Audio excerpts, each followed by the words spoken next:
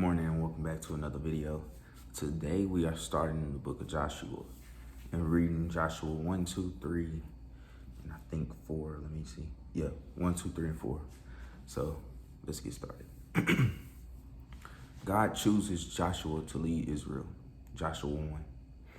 Moses was the Lord's servant, and Joshua, son of Nun, was Moses' helper. After Moses died, the Lord spoke to Joshua and said, "My servant Moses is dead. Now you and all these people must go across the Jordan River. You must go into the land I am giving to the Israelites. I promised Moses that I would give you this land, so I will give you all the land wherever you go. All the land from the desert of Lebanon all the way to the great river, that is, the Euphrates River. And all the land of the Hittites will be yours, and all the land from here to the Mediterranean Sea in the west, that is the place where the sun sets, will be within your borders. Just as I was with Moses, I will be with you. No one will be able to stop you all your life. No one will be able to stop you all your whole life, or your life. I will not abandon you. I will never leave you. Joshua, you must be strong and brave. You must lead these people so that they can take their land. I promised their fathers that I would give them this land, but you must be strong and brave about obeying the commands my servant Moses gave you. If you follow his teachings exactly, you will be successful in everything you do. Always remember what is written in the book of law. Speak about that book and study it day and night. Then you can be sure to obey what is written there. If you do this, you will be wise and successful in everything you do. Remember, I commanded you to be strong and brave. Don't be afraid, because the Lord your God will be with you wherever you go." Joshua takes command. So Joshua gave orders to the leaders of the people. Go through the camp and tell people, get some food ready. 3 days from now, we will go across the Jordan River and take the land that the Lord our God has given us. Then Joshua said to the tribes of Reuben, Gad, and half of the tribe of Manasseh, remember what the Lord's servant Moses told you. He said that the Lord your God will give you a place to live. So he has given you this land east of the Jordan River. But now you must help your relatives get their land. Your wives and children can stay here with your animals, but all your fighting men must prepare for battle and lead the men of other tribes across the river. The Lord has given you a place to live, and he will do the same for your brothers. But you must help them. Until they take control of the land the Lord your God has given you, then you can come back and settle here on the east side of the river. This is the land that the Lord's servant Moses said will be yours. Then the people answered Joshua, "We will do whatever you command us to do. We will go wherever you tell us to go. We will obey whatever you say, just as we obeyed Moses. We only ask that the Lord your God be with you, just as he was with Moses. Then anyone who refuses to obey your commands or turn against you will be killed. Just be strong and brave." Joshua 2, Spies in Jericho. Joshua, son of Nun, and all the people were camped at Acacia. Joshua sent out 2 spies. No one knew that Joshua sent out these men. Joshua said to them, "Go and look at the land, especially the city of Jericho." So the men went to the city of Jericho and stayed at the house of a prostitute named Rahab. But someone told the king of Jericho, "Last night some men from Israel came to look for weakness in our country." So the king of Jericho sent this message to Rahab: "Do not hide men who came and stayed in your house. Bring them out. They have come to spy on our country." Rahab had hidden the 2 men, but she said they did come here, but I didn't know where they came from. In the evening, when it was time to close the gate, the men left. I don't know where they went, but if you go quickly, maybe you can catch them."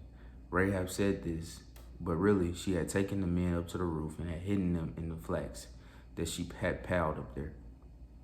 So the king's men went out of the city, and the people closed the city gates. The king's men went to look for the 2 men from Israel. They went to the Jordan River and looked at all the places where people crossed the river. The 2 men were ready to sleep for the night, but Rahab went to the roof to talk to them.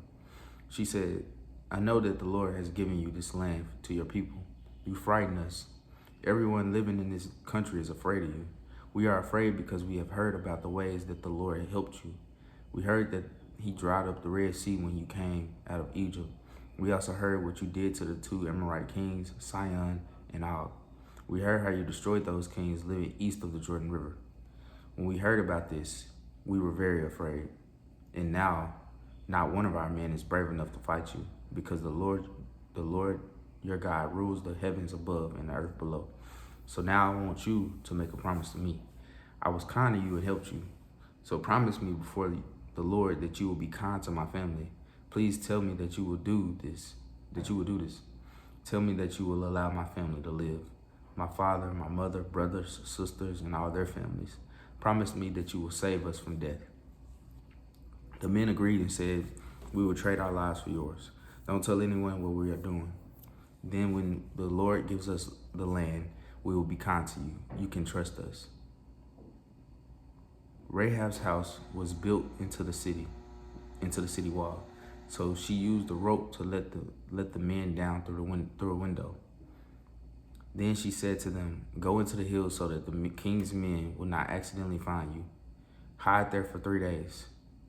After the king's men come back, you can go on your way. The men said to her, we made a promise to you. We must do one thing, or we will not be responsible for our promise. You must do one thing, or we will not be responsible for our promise. When we come back to this land, you must tie in your window this red rope you are using to help us escape. You must bring your father, your mother, your brothers, and all of your family into your house with you. We will protect everyone who stays in this house. If anyone in your house is hurt, we will be responsible. But if they go out of your house and are not killed, we will not be responsible. It will be their own fault. We are making this agreement with you. But if you tell anyone about what we are doing, we will be free from this agreement. Rahab answered, I will do just what you said. She said goodbye, and the men left their house. Then she tied the red rope in the window. The men left their house and went into the hills. They stayed there for 3 days. The king's men looked all along the road.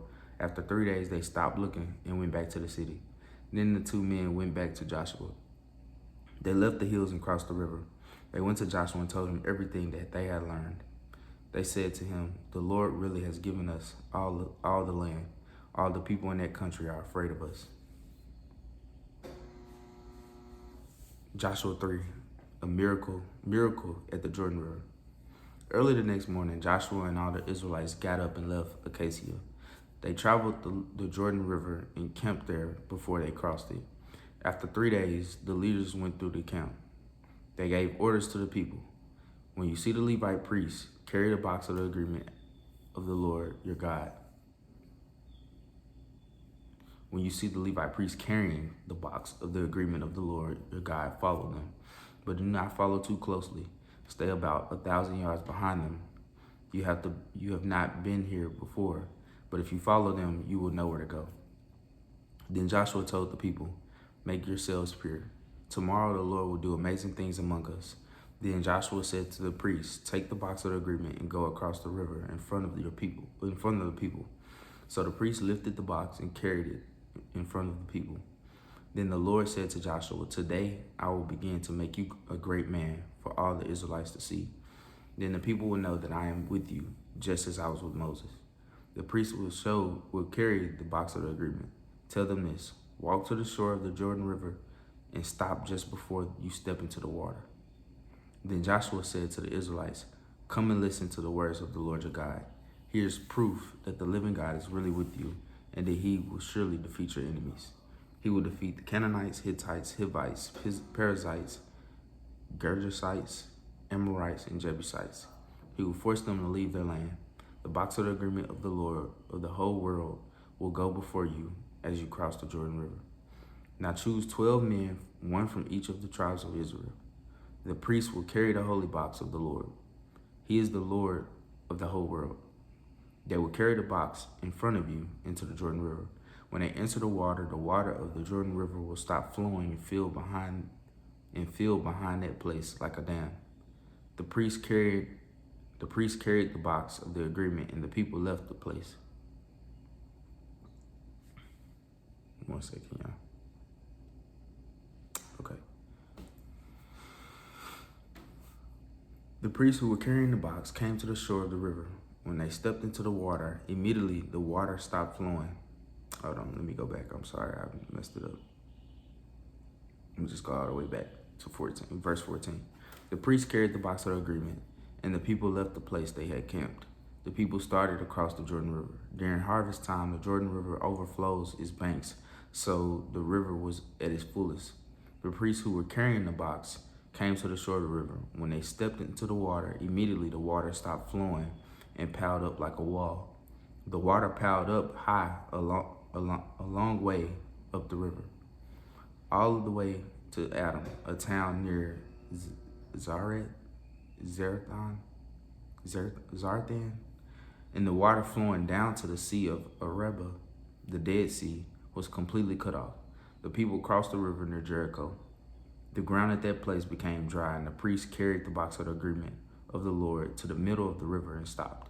They waited there while all the Israelites walked across the Jordan River on dry land. Joshua 4, rocks to remind the people. After all the people had crossed the Jordan River, the Lord said to Joshua, "Choose 12 men, one from each tribe. Tell them to look in the river where the priests were standing and get 12 rocks from that place. Carry these rocks with you and put them where you stay tonight." So Joshua chose one man from each tribe. Then he called the 12 men together. He said to them, "Go out into the river where the holy box of the Lord your God is. Each of you must find one rock. There will be one rock for each of the 12 tribes of Israel. Carry that rock on your shoulder. These rocks will be a sign for you. In the future, your children will ask, 'What do these rocks mean?' You will tell them that the Lord stopped the water from flowing in the Jordan River. When the holy box of the Lord's agreement crossed the river, the water stopped flowing. These rocks will help the Israelites remember this forever." So the Israelites obeyed Joshua. They carried 12 rocks from the middle of the Jordan River. There was one rock for each of the 12 tribes of Israel. They did this as the Lord had commanded Joshua. The men carried the rocks with them, and then they put the rocks at the place where they made their camp. Joshua also put 12 rocks in the middle of the Jordan River. He put them at the place where the priest had stood while carrying the holy box. These rocks are still there today. The Lord had commanded Joshua to tell the people what to do. This is what Moses had said Joshua must do. So the priest carrying the holy box stood in the middle of the river until everything was done. Meanwhile, the people hurried across the river. After the people finished crossing the river, the priest carried the Lord's holy box to the front of the people. The men from the tribes of Reuben, Gad, and half of the tribe of Manasseh obeyed Moses. These men crossed the river in front of the other people. These men were prepared for war. They were going to help the rest of the Israelites take the land God had promised to give them. About 40,000 soldiers prepared for war passed before the Lord. They were marching toward the plains of Jericho.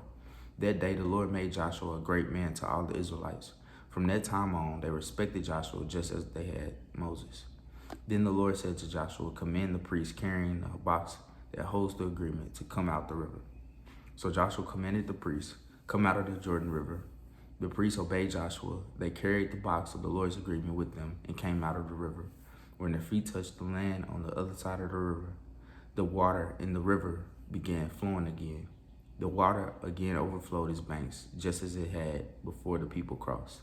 The people crossed the Jordan River on the 10th day of the first month and camped at Gilgal, east of Jericho.